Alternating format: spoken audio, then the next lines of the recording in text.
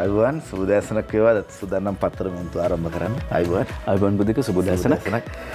Abraham Lincoln කියපු කතාවකින් පටන් ගන්න හිතුව දිනුෂ. සමහරක් අය කටු පඳුරේ මල් හොයනවා. තව සමහරක් අය මල්වල කටු තිබුණා කියලා කියනවා. අපි කොතනින්ද ආරම්භ කරන්නේ? රට වෙනස් වෙන්න පටන් ගන්න තියෙනවා. අලුතෙන් කාරණා ආරම්භ වෙනවා. කොවිඩ් හින්දා වහල තිබිච්ච රට දැන් නැවතත් ඕපන් කරගෙන අරගෙන වැඩ කටයුතු කරන්න පටන් ගන්නවා. ඔබ ඒකට සූදානම්ද? ඊයේ පාසල් ආරම්භ වුණා. ඉතාමත්ම හොඳ ප්‍රතිශතයක් වාර්තා වෙනවා පාසල් වලට දරුවන් පැමිණීම. හැබැයි අපි දිගින් දිගටම මතක් කරා වගකීම ඔබටත් මටත් දෙගොල්ලන්ටම තියෙනවා කියන කාරණාව.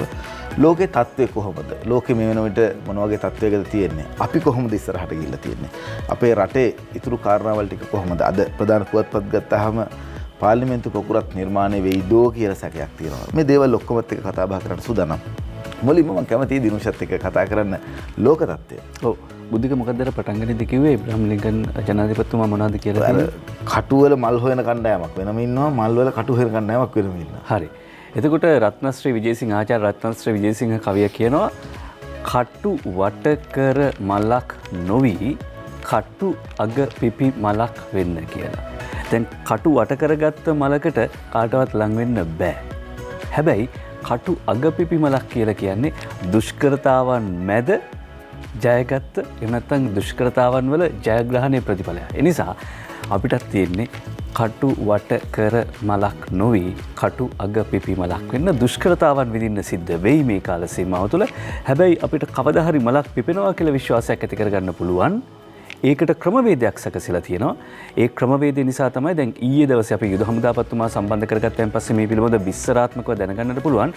දවසක් තුල ආසාදිත වෙන සංඛ්‍යාවට වඩා බුද්ධික නිරෝගී වෙලා එහෙම නැත්නම් සුව වෙලා ගෙදර යන ප්‍රමාණය වැඩි ලංකාවේ. ඒ නිසා අපිට පුළුවන් කටු වට කර මලක් නොවි කටු අග පිපි මලක් වෙන්න. දැන් ඉතින් මුහුණු ආවරණ පළදින එක අපි සියලු දෙනාගේ වගකීමක්. විෂ බීජ හරණය කරගන්න එක අපි සියලු දෙනාගේ වගකීමක්. ලෝක තත්ත්වය කල්පනා කරලා බැලුවොත් 9,12,31,865ක් වාර්තා වෙනවා අද උදේ පාන්දර වෙද්දී ලෝක සෞඛ්‍ය සංවිධානය කියන විදිහට ලෝකේ කොවිඩ් ආසාදිතයන් 19,51,177 දෙනෙක් මිය ගිහිල්ලා තියෙනවා. දෛනිකව වාර්තා වෙන රෝගීන් ප්‍රමාණය තවමත් ඉතාමත් ඉහළා ගයක් ගන්නවා. දැන් ගිය අවුරුද්ද මේ කාලයට සාපේක්ෂව ගත්තාම ඉතාමත් වැඩි. ඊයේ දවසට විතරත් 5,06,899 දෙනෙක් වාර්තා වෙනවා. මරණ 8,226ක් වාර්තා වෙනවා. ලෝකේ තත්ත්වය ඔහොමයි. හැබැයි අපි තවමත් හොඳ මට්ටමකින්නේ පාලනය කරගෙන තියෙන්නේ කළමනාකරණය කරගෙන තියෙන්නේ ඒ පිළිබඳව මේ කළමනාකරණය කරගැනීමේ කටයුතු සඳහා දායකත්වය දක්වන සියලුම පාර්ශවයට පුරවැසියන් වෙතත් ඒ ගෞරවය හිමි වන්නට ඕනේ. අසුභවාදී මිනිස්සු රෝස පඳුරේ කටු හොයනවා. සුභවාදී මිනිස්සු කටු පඳුරේ රෝස හොයනවා. අපි සූදානම් ප්‍රධාන පුවත්පත්වල මුල් පුවත් වෙත යොමු වෙන්න.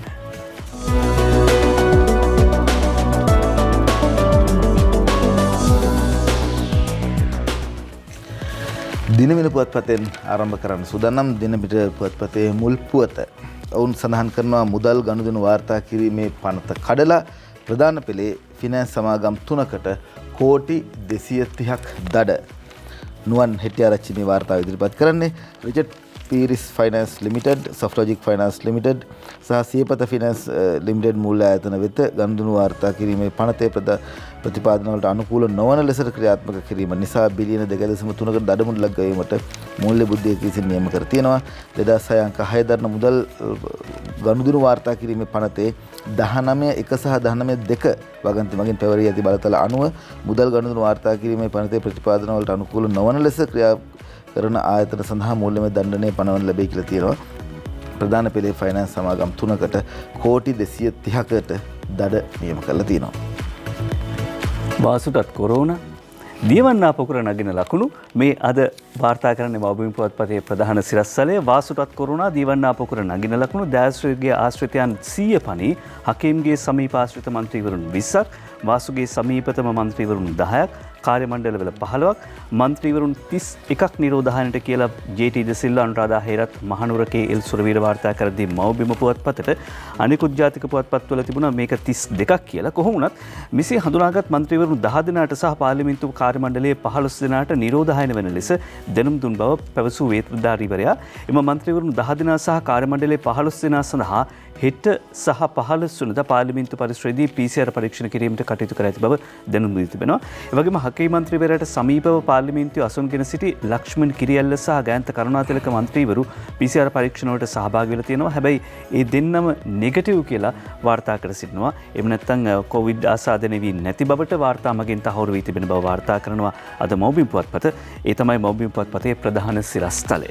මම දිවයින සහ ලංකාදීප පුවත්පත් දෙකේම ප්‍රධාන සිරස්තලත් එයම නිසා ඒ දෙක ඉක්මනට ඔබට කියන්නම්. දිවයින පුවත්පත වාසුත් පොසිටිව් මන්ත්‍රීවරු 31ක් නිරෝධායනයට පාර්ලිමේන්තු පොකුරක අවදානමක් සියලු දෙනාම PCR වලට කියලා සඳහන් කරනවා. 13-15 කියන දවස්වලදී PCR කරන්න කටයුතු සංවිධානය කරලා තියෙනවා. මෙහෙමයි දිවයින පුවත්පත වාර්තා කරන්නේ. ලංකාදීප පුවත්පතත් එම පුවතම වාර්තා කරනවා. වාසුටත් කොරෝනා ලංකාදීප පුවත්පත ආශ්‍රිත මන්ත්‍රීවරු 10ක් නිරෝධායනයට කියලායි එහි වාර්තා කරන්නේ. කාර්ය මණ්ඩලයේ 15ක හුදකලා කරයි මන්ත්‍රීසභයේ දිගටම මහලේකම් කියයි ප්‍රජාතන්ත්‍රවාදී වාමාංශික පෙරමුණේ නායක ජල සම්පාදන පහසුකම් අමාත්‍ය වාසුදේව නානායක්කාර මහතාටද කොරෝනා වෛරසය ආසාදනය වී ඇතැයි තහවුරු වී තිබෙන බව අංශ ප්‍රධාන සෞඛ්‍ය අංශ ප්‍රධානීහු පවසති කියලා ලංකාදීප වාර්තා කරලා තියෙනවා. අද ජාතික පුවත්පත් බොහොමයකම වගේ සිංහල මාධ්‍ය ජාතික පුවත්පත් බොහොමයකම වගේ ප්‍රධාන සිරස්තලය වන්නේ මේකම තමයි. අද පුවත්පතත් දිනේෂ් සමරකෝන්ගේ වාර්තාවක් උපුටා දක්වන ප්‍රධාන සිරස්තලය හැටියට හකීම් වාසුගේ ආශ්‍රිත මන්ත්‍රීවරු 32ක් සියලු දෙනාට ස්වයං නිරෝධායනය වන ලෙස දන්වයි. හෙට සහ 15 වෙනිදා පාර්ලිමේන්තු පරිශ්‍රයේ PCR පරීක්ෂණ කියලා වාර්තා කරනවා. කොහොමනත් ඉතින් ඔය රජුන්ට ලං වුණායින් පස්සේ ලෙඩ වැඩි නේ. ලෙඩ වැඩි. මාස් හකීම් පාර්ලිමේන්තුවේදී මාස් දාලා නැහැ. CCTV දර්ශන වලින් හෙළිවෙයි. මෙහෙම සඳහන් කරන්නේ දිවයින පුවත්පත. මේ ප්‍රධාන පුවත්වලටම සම්බන්ධ වෙච්ච පුවත් කිහිපයක් නිසා දිනුෂ මේ වෙලාවෙම අපි ඒකත් කියමු. ඔව්. COVID-19 වෛරස් ආසාදනය වුණු පාර්ලිමේන්තු මන්ත්‍රී ශ්‍රී ලංකා මුස්ලිම් කොංග්‍රස් නායක රවුෆ් හකීම් මහතා බොහෝ අවස්ථාවලදී මාස්ක් එකක් පැළඳ නොසිට ඇති බව පාර්ලිමේන්තුවේ CCTV දර්ශන වලින් සනාථ වී ඇත. රවුෆ් හකීම් මහතාට COVID-19 වෛරස් ආසාදනය ඇති බවට වාර්තා වූ පසුව පාර්ලිමේන්තුවේ ඔහුගේ ආශ්‍රිතයන් සොයා බැලීම සඳහා සිදු කළ CCTV පරීක්ෂණවලදී මේ බව තහවුරු වෙලා තියෙනවා. බොහෝ අවස්ථාවල පාර්ලිමේන්තු සංකීර්ණය තුලත් ඇතැම් විට පාර්ලිමේන්තු සභාගර්භය තුලත් රවුෆ් හකීම් මහත්මයාවරයා මුඛාවරණයක් නොපැළඳ කටයුතු කරන ආකාරය CCTV දර්ශන වලින් දැකගන්නට හැකියාව ලැබිලා තියෙනවා කියලා සඳහන් කරනවා. තමාට COVID-19 වෛරසය ආසාදනය වී ඇති බවත් තමාගේ ආශ්‍රිතයන් ඒ සම්බන්ධයෙන් සැලකිලිමත් වන ලෙසත් රවුෆ් හකීම් මහතා පසුගියදා ට්විටර් ගිණුම මගින් ප්‍රකාශ කර තිබිනි. 2021 වර්ෂයේ පාර්ලිමේන්තුවේ ආරම්භ වූ පසුගිය 5 වෙනිදා හකීම් මහතා පාර්ලිමේන්තුවට පැමිණ කටයුතු වල නිරත වුණ තිබුණා කියලා සඳහන් කරනවා. මේ පිළිබඳව වැඩි වශයෙන් සඳහන් කළ යුතුමයි. අපි මාස්ක් එකක් දාන්නේ Tamanට බෝ වෙන්න කවලක්වා ගන්න වගේම අපේ රටේ වගකීමක් සමාජීය වගකීමක් වෙනවා. මාස්ක් එකක් පළඳින්න කියන්නේ එකයි අනිත් කෙනාව පරිස්සම් කරන්නත් මේ ඉතාමත්ම වැදගත් කියන කාරණා මතක් කරන්න කැමතියි. ඔන්න ඒකටම අනිත් පැත්තට උත්තර දීලා තියෙනවා. ඒ දිවයින පුවත්පතේමයි තියෙන්නේ නීති හදන පාර්ලිමේන්තුව තුල හකීම් මාස්ක් නොදැමීම කනගාටුවට කරුණක් කියලා ලක්ෂ්මන් කිරියල්ල මහත්මයා ප්‍රකාශ කරනවා. මාස්ක් එක පළඳින්නේ පාර්ලිමේන්තුව තුලදී රටට නීති හදමින් රවුෆ් හකීම් මන්ත්‍රීවරයා මාස්ක් නොපැළඳ පාර්ලිමේන්තුවේ හැසිරී ඇති ආකාරය කනගාටුදායකයි විපක්ෂීය ප්‍රධාන සංවිධායක ලක්ෂ්මන් කිරියල්ල මහතා දෙවෙනිට ප්‍රකාශ කරා කියලා කුෂන් සුබසිංහ වාර්තා කරනවා. අපි හදන තැන හරියට තියෙන්න ඕන කියන එකයි කතා කරන්නේ. අපි අනිත් අයට කොහොමද කියන්නේ? අපි හරියට වැඩ කරන්නේ නැතුව රවුෆ් හකීම් මන්ත්‍රීවරයාගේ පාර්ලිමේන්තු ආශ්‍රිතයන් ලෙස සැලකෙන මන්ත්‍රීවරුන් PCR සිදු කළ යුතු බවට දැනුම් දුන් අතර විපක්ෂීය ප්‍රධාන සංවිධායක ලක්ෂ්මන් කිරියල්ල මහතාද ඒ අතර විය PCR පරීක්ෂණ සිදු කළේද යන්න පිළිබඳව දෙවෙනිට විමසීමේදී එසේ කළා. තාම ප්‍රතිඵල ආවේ නැහැ. ප්‍රතිඵල ආවට පස්සේ ඒ පිළිබඳව කතානායකවරයාට දැනුම් දෙනවා කියලා තමයි ඊයේ වන විට ප්‍රකාශ කරලා තිබුණේ. හැබැයි අද වෙන විට ප්‍රතිඵල ඇවිල්ලා තිබුණා. කිරියල්ල මහත්තයා හිටියේ හකීම් මහත්තයාගේ ළඟින්ම වාඩි වෙලා. දැන් පස්සේදී කියලා වැඩක් නැහැ නේ. ඕක මුලින්ම කියවනම් කොයිතරම් වටිනවද නේද? අපි යනවා මව්බිම් පුවත්පත වාර්තා කරන පුවත් ගොනුව වෙතට. ආසාදිතයන් වැඩිම ගණනක් කොළඹින් හඳුනාගෙන තියෙන ඊයේ දවසේ 285ක් රටින්ම හඳුනාගෙන සඳුනි ගමාරච්චි වාර්තා කරනවා. ඒ කාරණාව මේවයි ඇත්ත නැත්ත සහ යාවත් කාලීන තොරතුරු මොනවද කියලා යුද හමුදාපති ජෙනරාල් ශවේන්ද්‍ර සිල්වා මහත්මයා සම්බන්ධ කරගත්තයින් පස්සේ අපිට දැනගන්න පුළුවන් වෙයි. විදේශීය සංචාරකයන් ගෙන්වීමේදී සෞඛ්‍ය මාර්ගෝපදේශ අකුරටම පිළිපැදිය යුතුයි. කොවිඩ් මර්ධන ක්‍රියාකාරී සමාලෝචන රැස්වීමේදී අවධාරණය කරනවා.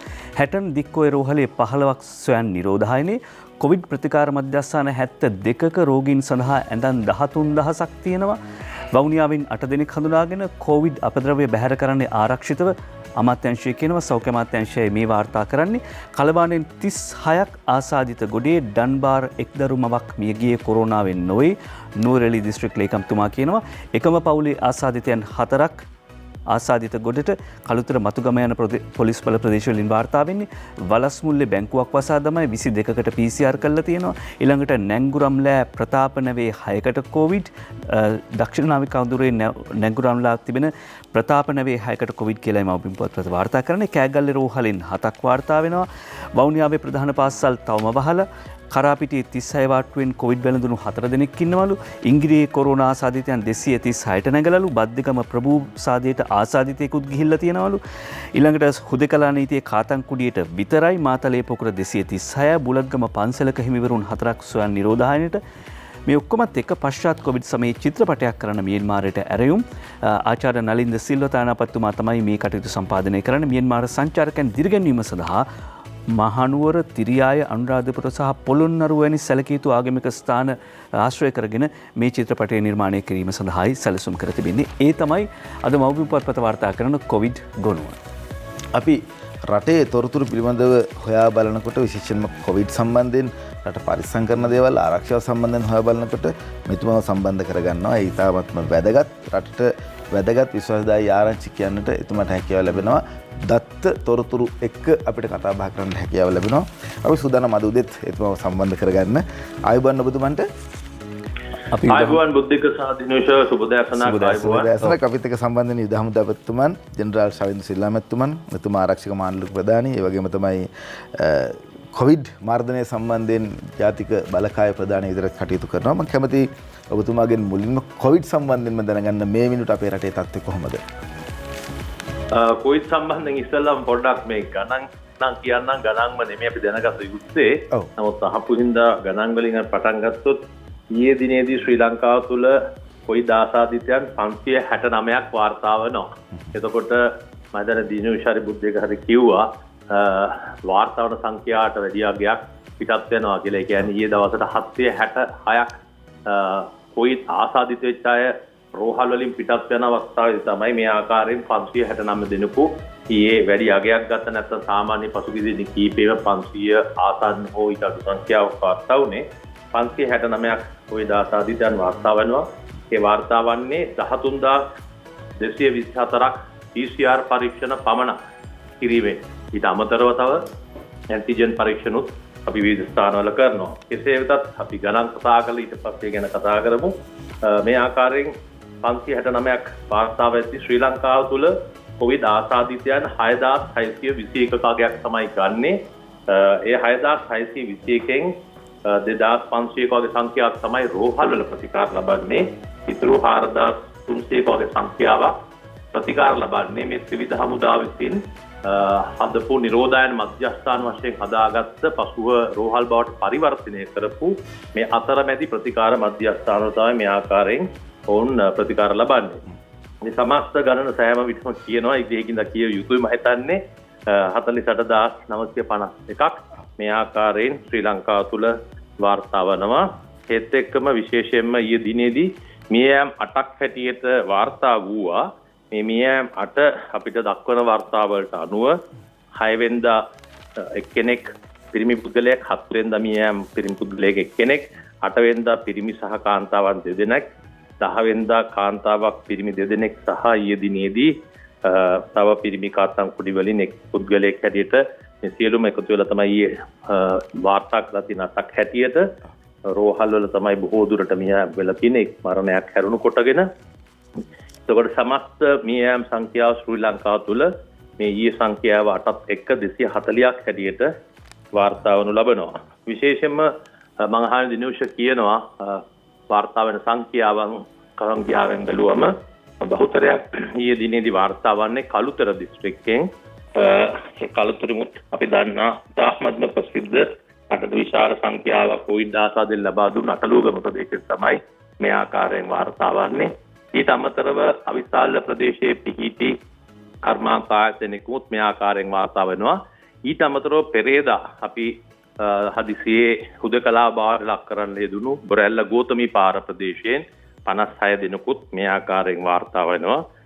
ප්‍රධාන වශයෙන් ඊට අමතරව වත්තලින් දොම්පලින් දොම්පේ ප්‍රදේශයෙන් වාර්තා වෙනවා. මහනුවරමුත් 8 දිනක වාර්තා වෙනවා. ඇහැලියගොඩ ප්‍රදේශයෙන් තව 10 දිනක් ඒ ආකාරයෙන් තමයි ප්‍රධාන වශයෙන් ශ්‍රී ලංකාව තුළ ඊයේ දිනේදී කුයිදාසාදිතයන් වාර්තා වනු ලබන්නේ.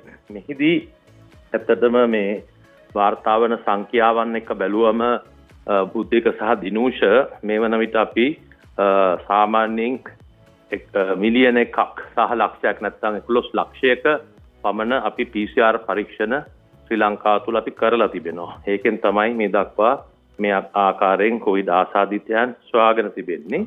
ඉතින් විශේෂයෙන්ම ඉව යුත්තේ මෙහිදී අපි මේ පරීක්ෂණ කරන ක්‍රමවේදය නැත්නම් අපි මේක කන්ට්‍රෝල් කරන්න ඕනේ. මම අහගෙන බුද්ධික කියනවා අපි කන්ට්‍රෝල් කරනවා ලෝකයේ අනිත් රටවල් එක්ක. දැන් ඊයේ පෙරේද බැලුවම ඇමරිකා එක්සත් ජනපදයේ සාමාන්‍යයෙන් 4000කට ආසන්න වෙන අගයක් මියෑම් වාර්තා වෙනවා දිනකට. ඉතින් ඒ වගේ තත්ත්වයක් යටතේ අපේ රට කුඩා වුණත් අපේ ජනතාව බුද්ධිමත්ව කටයුතු කරන සුළු සංඛ්‍යාවක් හැරුණකොට අතපසුවීම එක්ක ඉතින් අපි මේක මේ ආකාරයෙන් කාර්යසාධක බලකායක් වශයෙන් අතිගරු ජනාධිපතිතුමාගේ නායකත්වය යටතේ අපි කෙසේ හෝ මේක පාලනය කරන විවිධ ක්‍රම අපි මේ කරනවා. ඒ ක්‍රම යටතේ තමයි මෙවැනි සංඛ්‍යාවන් අපිට පාලනය කරගන්න හැකියාවක් ලැබෙන්නේ. නමුත් අවාසනාවකට අපි දකින්න ඔබ දෙවියන්ත් මේ දැන් පහගෙන පත්තරේ කියනවා මේ ෆේස් මාස්ක් නැත්නම් මුඛාවරණ පළඳන්නේ නැතුව සිටීම ඉතාමත්ම බරපතල කරුණක්. ගොඩාක් දුරට දකින්න ඇති ෆේස් මාස්ක් දාගෙන හිටියත් කතා කරන්න ගියාම මේ ෆේස් මාස්ක් එක ගලවනවා. ඉතින් ඇත්තටම කතා කරන වෙලාවේ තමයි කට අරින වෙලාවේ තමයි මේක වහගන්න යුත්තේ. ඊට පස්සේ ෆේස් මාස්ක් එක දාගෙන ඉන්නවා කතා නොකර ඉන්න වෙලාවට. එතකොට මේකේ කිසිම අවශ්‍යතාවයක් නැහැ කට වහගෙන ඉන්න නම් ඇත්තටම මේ බොහෝ දුරට මේක අනිත් පැත්ත වියුත්තේ. ඉතින් ඒක දකින්න දැන් අපි උනත් සමහරට මාධ්‍යයට කතා කරන්න ගියාම මාධ්‍ය ටිකක් ඈත් වෙලා ඉන්නවා නම් අපි ෆේස් මාස්ක් එක ගලවලා ඇහෙන්නේ නැකුත් කතා කරනවා මිස අපි එහෙම නැත්තම් කවදාකවත් ළඟට ඉන්නවා නම් අපි ෆේස් මාස්ක් එක දාගෙන තමයි කතා කරන්නේ. ඉතින් ඒ විදිහට පුරුද්දක් වශයෙන් දකින්න ඕනේ. ඉතින් අපි දකින්නේ බොහෝ වෙලට මේ ෆේස් මාස්ක් එක ගලවලා එක්කෝ මේ ළඟ ඉන්න මේ සුඩින් තියලා තමයි කතා කරන්නේ. ඉතින් එතෙන්ද යම්කිසි විස බීජ එතෙන්ද යන්න හැකියාව තියෙනවා. ඉතින් ඒ වගේ අපි අති වෙන සුළු වැරදි වෙන්න පුළුවන්. නමුත් සමහරලාට මේ ෆේස් මාස්ක් එකක් ගැන මාස ගානකට පස්සේ අපි කතා කළ යුතුද? මාස 8ක් මේ රටේ ජනතාව බොහොමත්ම දුක් විඳලා මේ තත්වයකට ආපු අපි ෆේස් මාස්ක් එක ගැන දාන හැටි ගැන මාස 8කට මාස 9කට පස්සේ කතා කළ යුතුද තත්වයක් තිබෙනවා. ඉතින් ඒකින්ද මම හිතන්නේ මාධ්‍ය වශයෙන්මුත් අපි ඔබ මාධ්‍ය වලමුත් ඉල්ලන්නේ සෑම අවස්ථාවකම කතා කරන්න මේ ෆේස් මාස්ක් එක දාගෙන ඉන්න කියන එක ඉතාමත්ම වැදගත්. මේ මාස්ක් එක දාගෙන ඉඳින් පමණක් නෙවෙයි නිකන් පේන්න දාලා ලබන්නක් නැහැ. කතා කරද්දි ගලවන ෆේස් මාස්ක් දාගන්න නැතුව හිටියත් ප්‍රශ්නයක් නැහැ. එහෙමනම් ඒ තත්ත්වයක් තිබෙන බව ඉතාමත් මේක කනගාටු වෙනවා දැනුම් දෙන්න ඕනේ. බොහෝ ජනතාව බොහොමත් පරිස්සම් වෙනවා. සුළු පිරිසකින් මේ ආකාරයෙන් මෙය පැතිර යාමට හැකියාවක් තිබෙනවා. හොඳයි මම කැමතියි යුදහමදාපතිතුමනි හැමදාම කියනවා ඒත් අහන්නේ නැහැ. එතකොට ඉතින් කරදරෙත් අපිටමයි. මේක තමයි මේ වෙලා තියෙන්නේ. ඔබතුමා පටන් ගත්ත පළවෙනි දවසේ ඉඳලම කතා බහ කරා. සෞඛ්‍ය අංශයකාත් එක්ක කතා කරත් ඔවුන් අපිට කියලා දුන්නා මෙන්න මෙහෙමයි හැසිරෙන්නට ඕන කියලා. හැබැයි අපි දැක්කා පාර්ලිමේන්තුවේ ඉඳලම මේ කතාව සිද්ධ වෙන්නේ වැරදියට. රාෆ් හකීම් මන්ත්‍රීතුමාගේ වෙච්ච ප්‍රශ්න ගැන මේ දවස්වල අද දවසේදී වැඩි වශයෙන් පුවත්පත්වල වාර්තා කරා. මම කැමතියි ඔබතුමාගෙන් දැනගන්න දැන් මේ යන අතරතුරේදී යුද හමුදාව විදිහට යුද හමුදාවේ නායකයා විදිහට යුද හමුදාපතිවරයා විදිහට අති විශාල වැඩ කොටසක් ඔබතුමාගේ යටතේ සිද්ධ වෙලා තියෙනවා. අපි හරි ආඩම්බරෙන් කතා කරා පහුගිය දවස්වලදී මේ ලබන අවුරුදු 5ට වෙන වැඩපිළිවෙල ඔබතුමා ඉදිරිපත් කරා.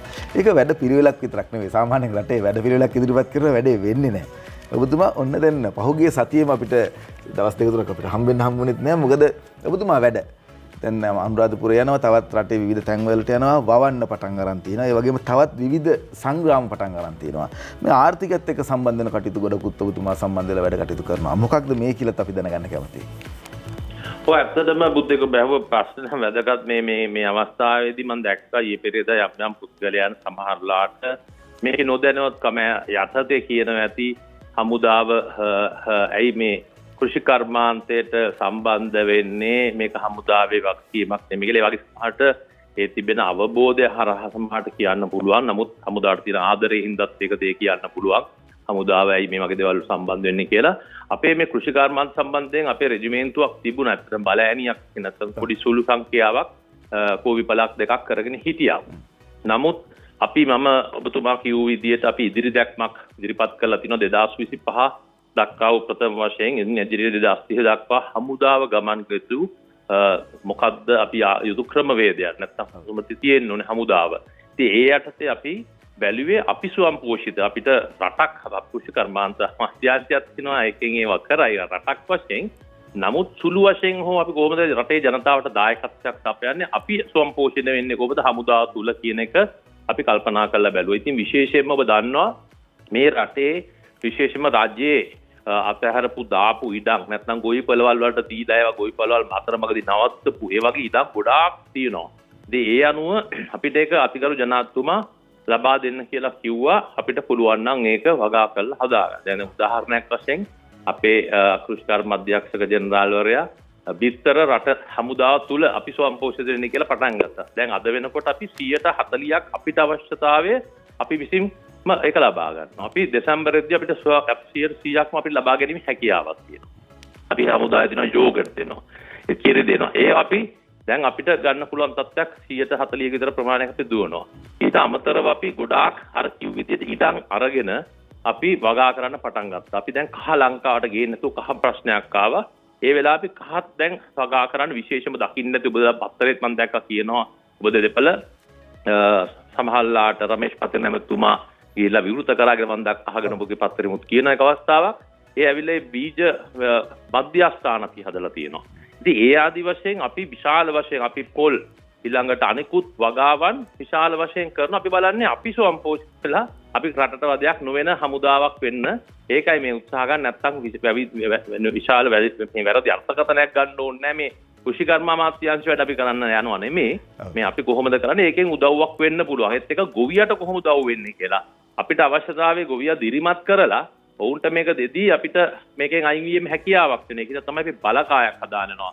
අපි ඒත් එක්ක හමුදාව තුල දකින්න නැති වාහන හදන්න පටන් ගත්තා. අපි රට මේ ආනයන අඩු කරලා තියෙන අවස්ථාවක අපි දැන් මේ වෙනකොට ශ්‍රී ලංකාවේ යුද හමුදාවේ එක්සත් ජාතීන්ගේ සංවිධානයේ සාමසාධක හමුදා බෆල් අපි හදලා ඇරියේ.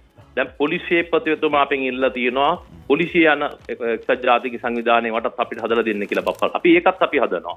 ඉතින් ඒ ආදි වශයෙන් හමුදාවක් වුණාම රටට බරක් නොවෙන්න පුළුවන් තරමට හරි සුළු වශයෙන් අපි කිරීමටයි බලාපොරොත්තු වෙන්නේ. හොඳයි බොහොම ස්තුතියි. අද දවසේදී අපි ගොඩක් වෙලා කතා බහ කරා. අපි හෙට අනිද්දා ටිකටම සම්බන්ධ වෙන්න බලාපොරොත්තු වෙනවා. ගාන සංජය බලාපොරොත්තු වෙනවා හෙට ගෙදර යන්න. දැන් හිටියත් අපිට පුළුවන්කම තියෙයි. විශේෂයෙන් දිනුෂ මතක් කරන්න ඕන දැන් ඒ දවස්වල යුද්ධ කාලේදී මේ දේවල් කරන්න හම්බුනේ නැහැ. අතරමැදියන්ට තමයි ලොකු මුදලක් වියදම් වුණේ. සමහරක් වෙලාවට හමුදාවට කන්න බොන්න දෙන මිනිස්සු අති විශාල ප්‍රමාණයෙන් මුදල් හම්බ කරන්න පටන් ගත්තා අසාධාරණ විදිහට. මේ විතරක් නෙවෙයි හමුදාවේ අපේ ඉන්න සමාජිකයන්ට තියෙන දැනුම බුද්ධිය අවබෝධය මේ සියල්ල අරගෙන කොහොමද රටට ජාතියට මුලින්ම හමුදාවට එතුමා කියන්නේ ඒකයි. අපි කෘෂි කර්ම අමාත්‍යාංශ වැඩ කරන්න ගියේ නෑ. අපි අපේ දේවල් අපි වාගෙන කන්න පටන් ගන්න කොහොමද කියන එක. හොඳ දැක්මක් මේක ගෙවල් වලටත් පටන් ගත්තොත්. අපි ගෙදර හිටියොත් අපිට ගෙදර ගෙවත් වා ගන්න පුළුවන්ද? ගෙදර වැඩ කටයුතු කරන්න පුළුවන්ද කියලා කොයිතරම් හොඳ ආදර්ශයක්ද මේ කොවිඩ් ව්‍යසනයක් අස්සේ හැමෝම බෑ කියලා ගෙදරට වෙලා ඉන්න අස්සේ මෙන්න හිතන විදි බොහොම ස්තුතියි ඔබතුමන්ට. ඔව්. වැඩ පිළිවෙලක් තියෙනවා විතරක් නෙවෙයි පිළිවෙලකට වැඩ කරනවා. හරිද? එතකොට දැන් මේ ශ්‍රී ලංකා යුද හමුදාව වගාවට කෘෂිකර්මාන්තයට නැඹුරීමේ තවත් වාසියක් තියෙනවා. ඒ තමයි නව තාක්ෂණය. කොහොමද අපි ඉඩම් හරියට භාවිත කරන්නේ? භූමිය හරියට භාවිත කරන්නේ? කොහොමද ඒ ප්‍රදේශයට ගැලපෙන භෝග වර්ග තෝරගන්නේ? වතුර කොහොමද අවම වශයෙන් පාවිච්චි කරන්නේ? කෘෂි රසායන ද්‍රව්‍ය අවම වශයෙන් පාවිච්චි කළා කාබනික ගොවිතැනට පරිසර හිතකාමී ක්‍රමවේදයන්ට කොහොමද වගා කරන්නේ? එතකොට අපේ ගොවි ජනතාවට ගිහිල්ලා බලන්න පුළුවන්. දැනට සාමාන්‍යයෙන් අපේ ඉන්දියාවට යනවා ඊශ්‍රායලී තාක්ෂණය ගැන අපි YouTube ඔස්සේ බලනවා. මේවා හොඳ ආදර්ශ වැඩපිළිවෙල. එතකොට ජනතාවට ගොවි ජනතාවට ගිහිල්ලා බලන්න පුළුවන්. මෙන්න හමුදාව මෙහෙම වැඩ කරනවා. ඒ නිසා මේවා ගැන අපි සුබවාදීව දකිමු. අපි කිව්වෙත් කටු පොකුරක මලක් නොවි. එහෙම නැත්නම් කටු අකුලක මලක් නොවි කටු අගසැදි මලක් වෙන්න කියලා. යුද හමුදාව ගැන කතා කරාම යුද හමුදාවත්ම අන්තිමටම කියනවා කටු අත්තේ මලක් වෙනවා කියලා. කටු පොකුරේ මලක් වෙනවා කියලා. අපි සූදානම් අනිත් පුවත්පතට යමු වෙන දිනවෙන පුවත්පතෙන් මම සූදානම් ආරම්භ කරන්න. පාර්ලිමේන්තුවේ 300කට PCR කියලා දිනමින පුවත්පත වාර්තා කරනවා. ඇමති වසුදේව නානායක්කාර අමාත්‍ය දයසිරි රාජ්‍ය අමාත්‍ය දයසිරි ජයසේකර පාර්ලිමේන්තු මන්ත්‍රීවරුන් රවුෆ් හකීම් අගමැති සම්බන්ධීකරණ ලේකම් කුමාරසිරි හෙට්ටිග යන මහත්වරුන්ට කොරෝනා ආසාදනය වීමත් සමග පාර්ලිමේන්තුවේ 300කට ආසන්න පිරිසක් PCR පරීක්ෂාවට භාජනය කිරීමට කටයුතු සංවිධානය කර ඇතැයි පාර්ලිමේන්තු ආරංචි මාර්ග සඳහන් කරනවා කියලා සඳහන් කරනවා දිනමින පුවත්පත. අපි මවබිම් පුවත්පතට යනවා. පුවත් කිහිපයක් එකට ගොනු කරන්න පුළුවන්. ඒ තමයි සම්පායෝට අධිචෝදනා 90ක්. සම්පායෝ අමතක වෙලා හිටියේ. සම්පායෝ කවුද කියලා කියන්නත් මතක ඇති සමහරවට මීගමු බන්ධනාගාරයේ හිටපු අධිකාරිවරයා අර සුපිරි පහසුකම් දුන්නයි කියලා.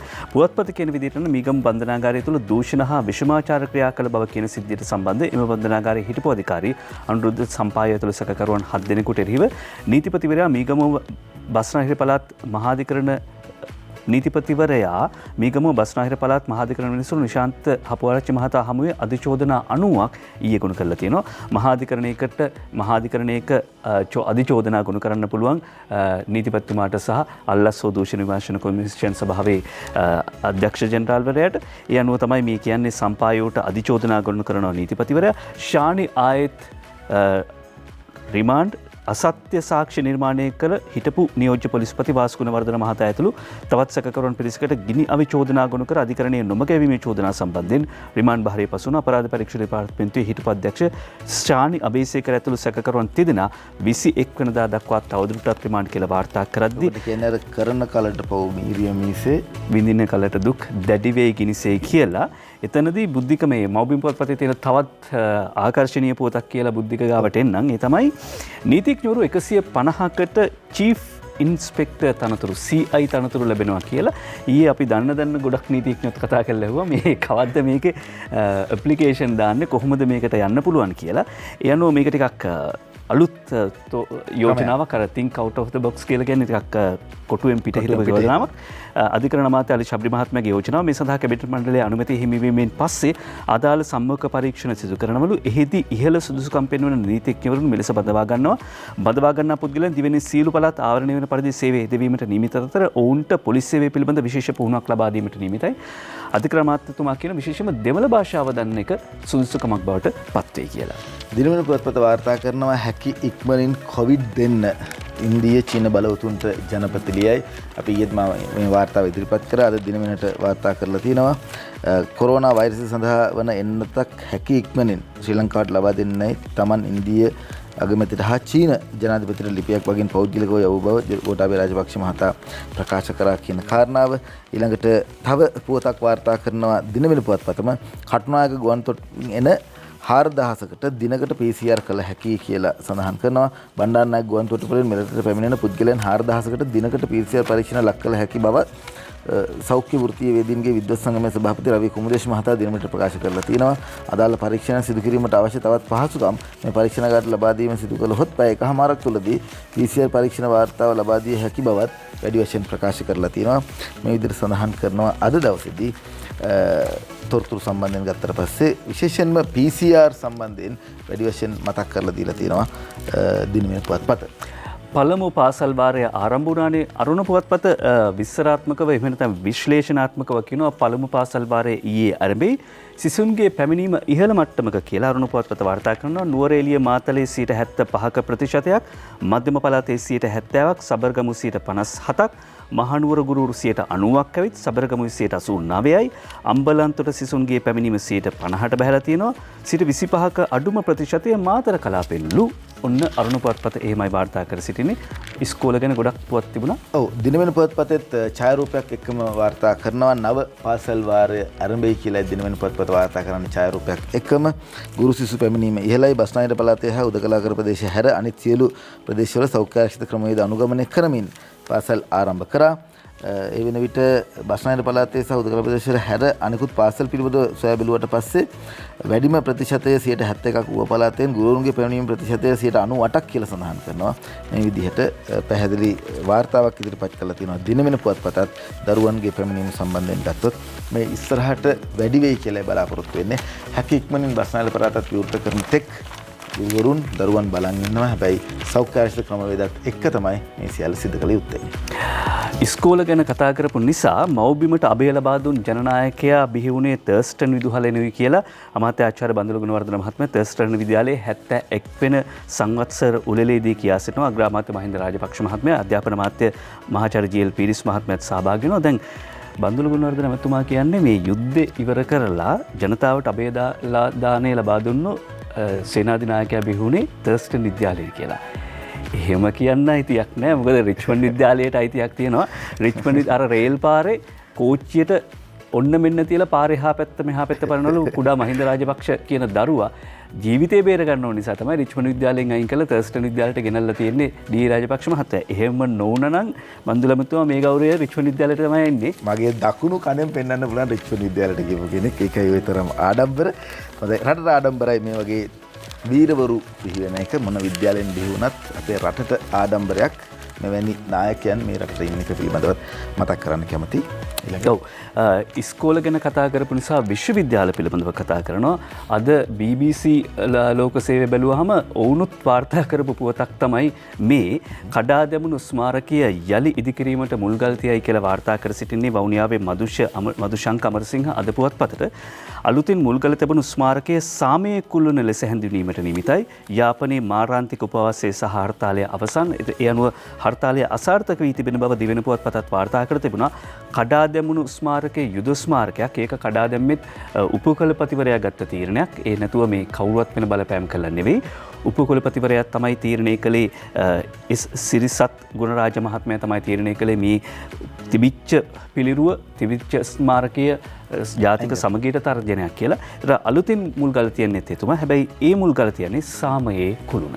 ඊයේ අධ්‍යාපන අමාත්‍යවරයා මේ පිළිබඳව ප්‍රකාශයක් කරා. ඒ වගේම තමයි වරාය පිළිබඳ කටයුතු ඇමති රෝහිත අබේගුණවර්ධන මහත්මයාත් මේ පිළිබඳව ප්‍රකාශයක් කරා. 2018 දී තමයි මේ ස්මාරකය හදලා තියෙන්නේ. යුද්ධය සම්බන්ධයෙන් මතක් වෙන්න කියලා තමයි ස්මාරකය හදලා තියෙන්නේ. සාමාන්‍ය විශ්වවිද්‍යාලයක් ඇතුලේ ස්මාරකයක් හදනවා නම් හෝ යම්කිසි නිර්මාණයක් කරනවා නම් විශ්වවිද්‍යාල ප්‍රතිපාදන කොමිෂන් සභාවෙන් ඒ පිළිබඳව අවසරයක් ගත යුතුයි. කිසිම අවසරයක් නැතුව විශ්වවිද්‍යාලයේ පාලන අධිකාරියේ අවසරයක් නැතුව තමයි මේ ස්මාරකය හදලා තියෙන්නේ. හැබැයි මේ ස්මාරකය ගලවලා අයින් කරන්න කියලා පාලන අධිකාරිය කිව්වට ඔවුන් දරුවන්ට අවස්ථාවක් දීලා තියෙනවා. සාමය සංකේතවත් කරමින් කරන්න කියලා. මොකද යුද්ධය ඉවර වුණේ ගොඩක් කාලයකට කලින්. 2018 මේ ආපහු මතුවෙන්න කරන්න ඕන නැහැ. මේ දේශපාලනික වාසි ගන්න වැඩ කටයුතු කරන්න එපා. දරුවන්ට රටට සාමයයි අවශ්‍ය කියන කාරණාව ඊයේ දවසේදී මාධ්‍ය සාකච්ඡාවේදී පැහැදිලි කරලා දුන්නා. සුබ උපන්දිනයක් විපක්ෂ නායකතුමනි. සජිත් ප්‍රේමදාස මහත්මයාගේ 54 වන උපන්දිනය අද අපි ප්‍රාර්ථනා කරන එතුමාට ආයුෂ වර්ණ සැප බල සමග ප්‍රඥාව ලැබෙන්න කියලා. පොදු ජන සේවකයා සජිත් ප්‍රේමදාස කියලා ලිපියක් පළ කරනවා අද මව්බිම් පුවත්පත. වනජීවි සම්පතට හදවතින්ම ආදරය කළ සජිත් ප්‍රේමදාසයන් මුල් කාලයේදී දේශපාලනය පිළිබඳ එතරම් උනන්දුවක් නොදක්විය. වනජීවි ඡායාරූපගත කිරීම, සංගීතය වගේම ක්‍රීඩාව විනෝදාංශය බවට පත් වුණා. 2000 අවුරුද්දේ තමයි දේශපාලනයට පිවිසෙන්නේ පාර්ලිමේන්තු මන්ත්‍රීවරයෙක් විදියට. අජිත් යාලේගම තමයි ලිපිය ලියන්නේ. දුප්පත්කම තුරන් කිරීමේ දැඩි විශ්වාසයේ පෙරදරි කරගෙන රට සාමකාමී සහ ස්වයං පෝෂිත ආර්ථිකයක් කරා යන ගමනේ අනේක විද පසුබෑම් සහ බාධක මැඩගෙන ලක්දරන ජයග්‍රාහී මාවතට රැගෙන යාමේ ශක්තිය සහ ධෛර්යය එතුමාට ලැබේවයි කියලා ඔහු ලිපිය ලියමින් ප්‍රාර්ථනා කරනවා. මැති ඇමතීන්ට කොරෝනා හැදුනට රජයේ වැඩ අදාළ වෙන්නේ නැහැ කියලා දිවයින පුවත්පතේ මුල් පුවත් කිහිපය අතරතුරේ තියෙන පුවතකට යන්න සූදානම් වෙන්නේ. අගමැතිතුමයි මේ ප්‍රකාශ කරන්නේ. ඡායාරූපයක් එක්ක නෝමන් පලියවැඩනයි මේ වාර්තාව ඉදිරිපත් කරන්නේ. මැති ඇමතිවරුන්ට කොරෝනා වැළඳුණු පලියට ආණ්ඩුව කරගෙන යන වැඩ කටයුතු කිසිලෙසක අදාළ වන්නේ නැතයි අග්‍රාමාත්‍ය මහින්ද රාජපක්ෂ මහතා දෙවෙනිට ප්‍රකාශ කරා කියලා සඳහන් කරමින් මැති ඇමතින්ට කොරෝනා හැදුනට රජයේ වැඩ අදාළ නැහැ කියලා පුවතක් වාර්තා කරනවා දිවයින පුවත්පත. කරුණාව වෙහෙර මළුවේ දේවාලය කෝවිලේ මිනිසාට මතක නැතිවේ ගේගාව මායිමේ කියලා කියන කරුණාව වෙහෙර මළුවේ තියෙනවා දේවාලය කෝවිලේ තියෙනවා. හැබැයි වැටමායිමේදී ඒ කරුණාව මෛත්‍රිය ඔක්කොම අමතකයි. බන්ධනාගාර කොමසාරිස් ජෙනරාල් තුෂාර උපුල්දෙනිය මහත්මයා කියන කතාව බලන්න. මරණ දඬුවම විඳින්නන්ගෙන් 90%ක්ම කොස් ගෙඩියට වැටමායිමට මිනී මරා ගත්ත අය. මරණ දඬුවම විඳින්නන්ගෙන් 90%ක්ම මත්කුඩු ජාවාරම පාතාලේ කරපු අය නෙවෙයි. කොස් ගෙඩියට වැටමායිමට මිනී මරා ගත්ත අය කියලා බන්ධනාගාර කොමසාරිස් ජෙනරාල්වරයා කියන කතාව මම කියන්නේ සාහිත්‍යකාරයෝ සහ සමාජ විද්‍යාඥයොත් මේ කතාව අල්ලගන්න ඕනේ. මේ කතාවේ මොකද්ද පැතිකඩ කියලා. එතනදී දැන් මේකේ තවත් පැත්තක් තියෙනවනේ බුද්ධික. ඒ තමයි කොස් ගෙඩියට වැටමායමට මිනී මරාගත්න එකත් ප්‍රශ්නයක්. ඒ වගේම කොස් ගෙඩියට වැටමායමට ගැටුම් ඇති කරගත් උදවිය මිනිමරණ තැනට පත්වෙච්ච එකත් ප්‍රශ්නයක්. ඒ නිසා ඊළඟට ජනාධිපති ජ්‍යෙෂ්ඨ උපදේශක ලලිත් වීරතුංග මහත්මයා කරන ප්‍රකාශයක් තියෙනවා මව්බිම් පුවත්පත ජනතාවට අපහසු නීති රීති වෙනස් කරන්න ජනතාවටම අවස්ථාවක් කියලා. මේ නීති රීති ගැන කතා කරේ කොස් ගෙඩියට වැටමායමට මිනිමරා ගන්න උදවිය ඉන්න රටේ ජනතාවට අපහසු නීති රීති තියෙනවා නම් එදිනෙදා ජීවිතයට බලපාන පෞද්ගලික අංශයේ ව්‍යාපාර කටයුතුවලදී කරදරකාරී තත්ත්වයට බලපාන රජයේ නීති රීති වඩාත් ලිහිල් කර ජනහිතකාමී පරිසරයක් ඇති කිරීමට මෙමගින් බලාපොරොත්තු වෙනවා.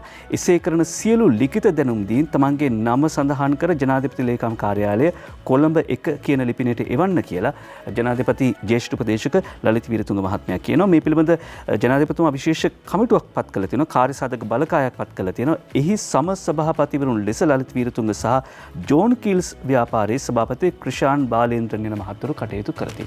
ඒ නම් දෙක කිව්වේ එතකොට කම්බිනේෂන් එක මේකේ තියෙන ඒකාබද්ධතාව රාජ්‍ය සහ පුද්ගලික අංශ දෙක කොහොමද එකතු වෙලා වැඩ කටයුතු කරන්න කියන එක.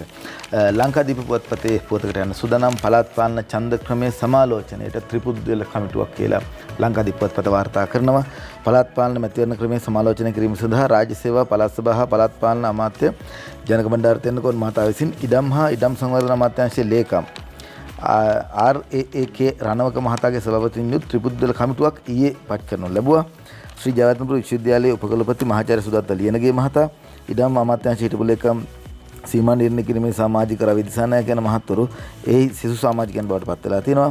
පළාත් පාලන ආයතන ඡන්ද විමසීම් ආඥා පනත මගින් හඳුන්වා දෙන මිශ්‍ර සමානුපාතික නියෝජන ක්‍රමයේ හේතුවෙන් පළාත් පාලන ආයතන වලට අස්ථාවර වීම සිදු වී තිබෙන බවත් පළාත් පාලන අමාත්‍යවරයාට දේශපාලන අධිකාරියෙන් හා මහජනතාවගෙන් පැමිණිලි ගණනාවක් පසුගිය කාලෙදී ලැබී තිබූ අතර ඇමතිවරයා මේ කමිටුව පත් කිරීමට තීරණය ගත් බවත් සඳහන් කරලා තියෙනවා. පළාත් පාලන සහ පළාත් ඡන්ද ක්‍රමය පිළිබඳව වෙනසක් ඇති කරන්නයි හදන්නේ. තවත් පුවතක් තියෙනවා දිවයින පුවත්පතේ කොරෝනා මදිවට කුරුළු උණ අවදානමකුත්. කොරෝනා මදිවට කුරුළු උණ අවදානමකුත් බිත්තර නිෂ්පාදකයන්ගේ සංගමේ සභාපති මේ වාර්තාව ඉදිරිපත් කරන්නේ. කොරෝනා රෝගය මෙන් කුරුළු උණ රෝගයද මෙරට පැමිණීමේ අවදානමක් මතුව තිබෙන බව බිත්තර නිෂ්පාදකයන්ගේ සභාපති සරත් අත්තනායක මහතා දෙවෙනිට ප්‍රකාශ කරලා තියෙනවා. ඇයි මෙහෙම වෙන්නේ? මේ පිළිබඳව වැඩි වශයෙන් කතා බහ කළ යුතුයි. කුරුළු උණ මදිවට මේ අවදානම ඇතිවීමට හේතු වෙලා තියෙන්නේ ජීව කුකුලන් මේ රටට ගෙන්වීම කියන එක සඳහන් කරනවා.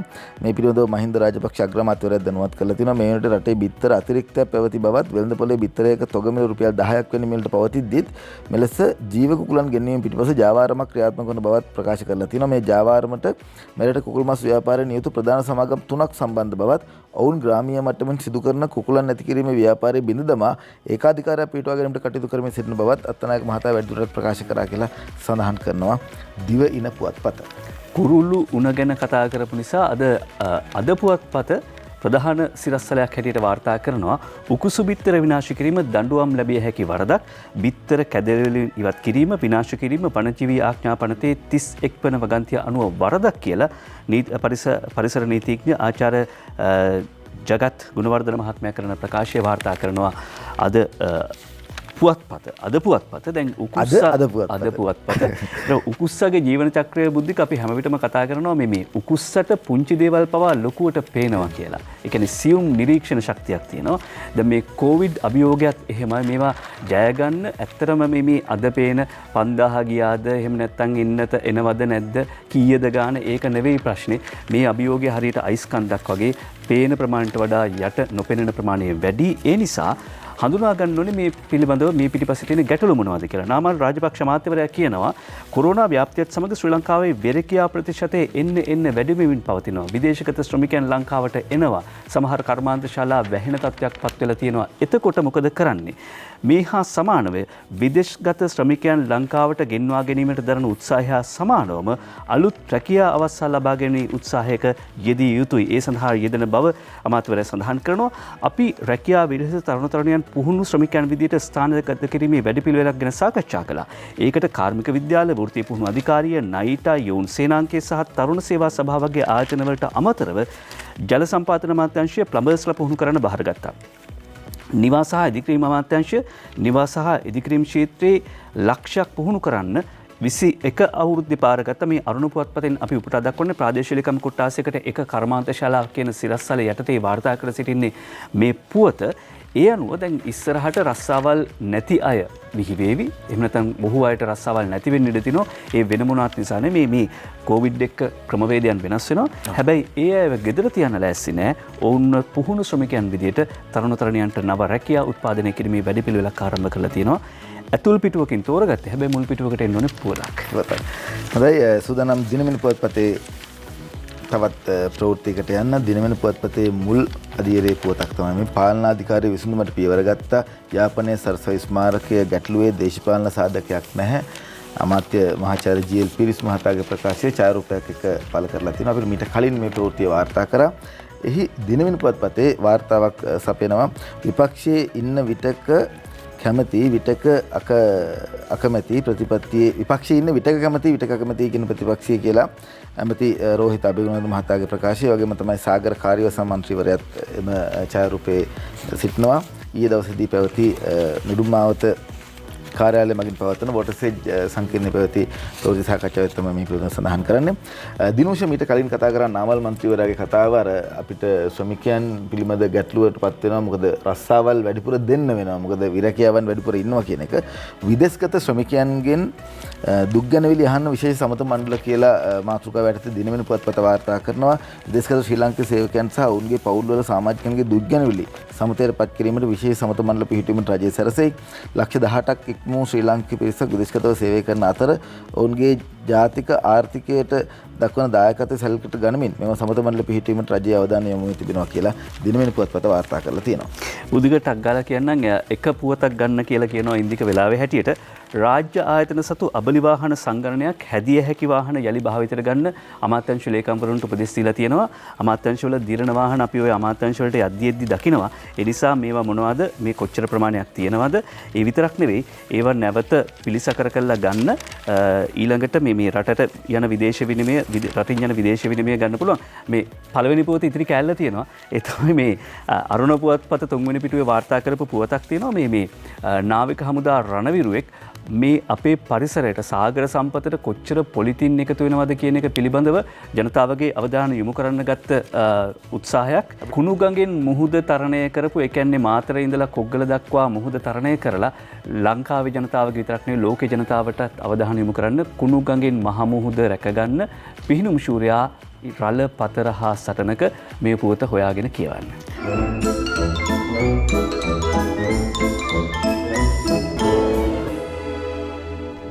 අද කාටුන් ආරම්භ කරන්න සූදානම් පෑම් පෑංගල දිවෙන පුවත්පතේ කාටුනය අංජන ඉන්ද්‍රජිත්ගේ බලන්න බසයක් එලවගෙන යනවා ජී.එල්. පිරිස් මහාචාර්යතුමා අධ්‍යාපන ඇමතිතුමා පෑම් පෑංගල බසේ සද්ද කරනවා. උදේ පාන්දර පාසල් යන්නට බසයක් ඇවිදින් කතා කරනවා. ඔන්න දරුවනේ පාසල් යන්න සූදානම් වෙන්න අපි පාසල් පටන් අරන් තියෙන්නේ. යුද හමුදාපතිතුමාට මේ යෝජනාව කළොත් හොඳයි කියලා හිතනවා. මේක මේ අංජනගේ කාටුන් එකක් විතරක් නෙවෙයි මේක යෝජනාවක්. මැති ඇමතිවරු බර ගණනක් නිරෝධායනේ බං. පාර්ලිමේන්තුවම නිරෝධායන මධ්‍යස්ථානයක් කළා නම් ඉවරයිනේ සර්. පංකජ රුවින්දගේ සරදම් ලංකාදීප පුවත්පතින් උපුටා ගන්නේ. පාර්ලිමේන්තුවටත් කොරෝනා ගිහිල්ලා. එහෙනම් ඉතින් එන්නත ගේන එක ඉක්මන් කරයි. අංජන මේ කියන කතාව ඇත්තයි කියලාත් හිතෙනවා. එකක් ආවේ මේක කොමියුනිස්ට් චීනෙන් ආවේ. ඊට පස්සේ වාසුදේව නානායක්කාර ඔය කොමියුනිස්ට් එහෙම නැත්නම් වාම සමාජ කොමියුනිස්ට් සියල්ල සම්බන්ධය වැළඳුණා. අංජන කියනවා කියලා වැඩක් නැහැ කාටුනේදී ලෝකයේ සමාජවාදයේ ඉතුරු වෙලා තියෙන්නේ කොහේද කියලා සර් දන්නවද? නැහැ. කොරෝනා වෛරස් එකේ. ඒකට නෑනේ ලොකු පොඩි පක්ෂ විපක්ෂ ජාති ආගම් වෙන එකක් තියා කැබිනට් නොන් කැබිනට් ඒ කිසි ભેදයක් නැත. අද පුවත්පතේ කාටුනට යන සූදානම්. අද පුවත්පත වාර්තා කරන්නේ සෙන්කෝලේ අරන් යන්නේ කොරෝනාව කියන එක. අන්න පාර්ලිමේන්තුවට කොරෝනාව කියන එක ඔහු දැකපු විදිහයි අද පුවත්පතට වාර්තා කරන්නේ ඡායාරූප ශිල්පියා කාටුන් ශිල්පියා. තඩි බඩ සහිත දේශපාලනඥයෝ පාර්ලිමේන්තුවට යන ලෑස්ති. හැබැයි යන්න දෙන්නේ නැහැ. මැද ඉඳගෙන විරිත්තනවා කොරෝනා වෛරසය. මේ තමයි අද එම්.ඩී. වීරරත්න මව්බිම් පුවත්පතට අඳින කාටුනය. අද ලංකාදීප පුවත්පතේ දාස හපුවලානගේ කාටුන්ට යන සුදනම් වාසුදේව මහත්මයා නැත්නම් මන්ත්‍රීවරයා පැණිය තෝරගන්නවද නැත්නම් ඉංග්‍රීසි වෛද්‍ය ක්‍රමයේ තෝරගන්නවද කියලා තමයි තියෙන්නේ. ඒකේ එන්නත ගැන නම් සඳහන් කළා නෑ. මොකද තාම එන්නත ලංකාවට අවිලා නැති නිසා වෙන්නේ නැති. පැණිය පාරේ යනවද අනිත් පාරේ යනවද කියලා කල්පනා කරමින් යන අවස්ථාවක් තමයි මේ තියෙන්නේ. වාසුදේව ඇමතුමා දැන් නිරෝධායන වෙන නිසා දැන් අර රිවයින් කර කර හරි සියලුම වැඩසටහන් බලන්න පුළුවන්නේ. මෙන්න කතාව හසන්ත විජේනායකගේ හුරේරා. හරිද? අවසර දෙන්න මේක තියෙන මේ පෙළ එහෙම නැත්නම් මේ ටෙක්ස්ට් එක දෙසරයක් කියවනවා. වාසුදේව නානායකාර සමීපව ඇසුරු කරපු മന്ത്രിවරු 10ක් හඳුනගෙන වාමාංශිකයෝ නම් නැතුව ඇති. ආපහු කියනවල වාසුදේව නානායකාර සමීපව ඇසුරු කරපු മന്ത്രിවරු 10ක් හඳුනගෙන වාමාංශිකයෝ නම් නැතුව ඇති. ඒ කියන්නේ කවුද? හොඳයි. අරුණ පුවත්පතේ කාටුන්ට යන සෝදානම් හසන්ත විජේනායක මේ කාටුන නිර්මාණය කරන අරුණ පුවත්පතට කොරෝනා වල එල්ලගෙන යන්නේ අපේ මැති ඇමතිවරු ධම්මික පැණියත් එල්ලගෙන යන්නේ. ධම්මික පැණිය බීපු අයටත් කොරෝනා හැදිරද මන්ද ජනතාවගේ අතහැරලා දාලා කොරෝනා දැන් පාර්ලිමේන්තුවට ගිහිල්ලා තියෙනවා කියලා තමයි කතා කරන්නේ. ජනතාව දැන් එල්ලලා ඉවරයි. එහෙම තමයි හසන්ත විජේනායක දකින්නේ. තිස්ස හේවාවිස්සගේ හිනාවැස්ස කියද්දි මේ දැන් මේකේ හිනාවක් නෙවෙයි ඇත්තටම තියෙන්නේ. තව කතාවක් මතක් වෙනවා. දැන් මිල්කු සමාගම අවුරුදු ගානකට පස්සේ ලාභ ලබන්න පටන් ගත්තා. මෙන්න ඊට පස්සේ මාසයක් දෙකක් යද්දී ලංකාවේ ගවයින්ට වසංගතයක් කියලා. මිනිස්සුන්ට කොරෝනා හැදුන වගේ අපිටත් වෛරසයක් බෝ වෙලාලු. මේ පැත්තේ ඉන්න අපේ සමහරුන්ටත් හැදුනොත් පව් අප්පා කියලා දියවන්නා මාවතේ ඉන්න මීහරක් කල්පනා කරනවා ඇති කියලයි තිස්සට හිතෙන්නේ. උදය විමල්සිරිගේ දිවයින කාටුනය ගන්න සූදානම්. ඉන්දියාවෙන් බලාගෙන ඉන්නවා ලංකාවට එන්නත ලබා දෙන්න එන්නත් කරන්න. ඒක මොන වගේද? ඒක බොරුවක්ද නැද්ද? සාමාන්‍යයෙන් අර පිනෝකියෝ වගේ නැහැ දික් වෙන්නේ බොරු කියන එකනේ. එහෙම වෙයිද නැද්ද කියලායි මේ කල්පනා කරන්නේ. බලමු මොකද්ද වෙන්නේ කියලා. උදය විමල්සිරි නිර්මාණය කළා තියෙන්නේ. දිවයින පුවත්පතේ තිබුණේ දිවයින පුවත්පතේ චමෝද් පද්මශ්‍රීගේ ස්ට්‍රීට් සමයම් පොකට් කාටුනිය කොත්තමල්ලි කියලා ආයෙත් කුණු කන්ටේනර් වගේක් ගෙනල්ලාලු බං. ආරක්ෂක ලේකම් ගෝඨාභය සර් මතුවේ එහෙනම්. මෞබිම MD වීරරත්නගේ මර්සිපාල සීනි බදු වාසිය ගියේ කාටද කියලා මුදල්කාරක සභාව වාර්තාවක් කැඳවලා. සීනි බදු වාසිය ගියේ කාටද කියලා මුදල්කාරක සභාව වාර්තාවක් කැඳවලා. අපට නම් ගියේ ආවාසිය. දාස හපෝලානගේ සුවාරිස් කාටුනිය ලංකාදීප පුවත්පතෙන් තෝරගන්නේ. යාපනයේ කැම්පස් එකේ කඩපු ස්මාරකය නැවත හදනවලු. එතකොට දාසට මතක් වෙනවා කුරුණෑගල රාජසභා මණ්ඩපයේ ඩෝසල් කරලා කොච්චර කල්ද බං? මේ මතක් වෙච්ච එකක් විතරයි. දිවයින පුවත්පතේ ජයරත්න වික්‍රමසිංහගේ ෆේස්බුක්. අද බොහෝ දෙනෙකුට විවේචන දරා ගන්න බෑ කියලා ඇමති ඩලස් කියනවා. ආණ්ඩුවේ ඉන්නකොටනේ ඔය කතා කියන්නේ. රංචගොඩ ළමයා කට කහනවට කියන කවි සුදු වත හැඳි දරු දැරියන් සන්තෝෂෙන් පාසල් යනෙන හැටි ප්‍රිය ජනකයි සතුටුයි. රටේම සිසු සිසුවියනගේ ඒ ලෙසට පාසල් ගමනට කොළ එලි දැල්වේවා. බාධාවලට බාධාගෙන මින් එඩියෙන් කටයුතු කිරීමයි කවදත් විය යුත්තේ. ජෝසප් ස්ටාලින් න්‍යායෙන් වැඩ කෙරුවොත් වෘත්තීය සමිතිවල කවුද ඉන්නේ කියලා මතක් කරගන්න. හැමදාමත් බෑ බෑ බෑ නෑ නෑමයි. දැන් අර හැමතැනම Facebook වල එහෙම මීම් එකක් යනවා. අර චව් චව් කියලා දොස්තර හොඳ හිතේ කියලා කාටවත් බැලුවනේ. ඒක ඉන්නවා චව් චව් කියලා එන්න මොන දේ කරත් බෑ. ඔක හරියන්නේ නෑ. ඔක හරියන්නේ නෑ. දවසේ 14න් වැඩසටහන අවසන් කරන්න සූදානම්. ඉල්ලා සභාපති නිලවරණයට ඉඩ දැන් චන්ද්‍රිකා 2021ට වැඩ. අඩු වී යද්දි සිරිකොත අරගලයේ හඩ ශ්‍රී ලංනිපයටත් බෝවෙයි මුල් පුටුවේ ලෙඩ. විදුර අබේනායකයි දවසේ 14 අපි සමුගන්නවා ඔබෙන්. අද හිටිය 55 වෙනකම් බොහොම ස්තුතියි ඉන්දිකටත් නේද. ගොඩක් වෙලා අපිට කතා කරන්න හම්බුණා. අපි හැමදාම මතක් කරනවා වගේ මුවාවරණ පැලඳගෙන ඉන්න මීටර 2 දුර තියාගන්න. ඒ වගේම තමයි සංචාරණයක් විතරක්. මාස 8කට පස්සෙත් මුවාවරණ ගැන කතා කරනවා. මාස 8කට පස්සෙත් අපි මුවාවරණ ගැන කතා කරනවා. කරන්න දෙයක් නැහැ. අපි කල්පනාකාරීව හිටියොත් අපෙන් අනිත්‍යයට බෝ වෙන එකත් අනිත්‍යයෙන් අපිට බෝ වෙන එකත් අපිට වළක්ව ගන්න හැකියාව ලැබේ. ගිහිල්ලා එන්න. ලස්සන දවසක් ඔබ හැමෝටම.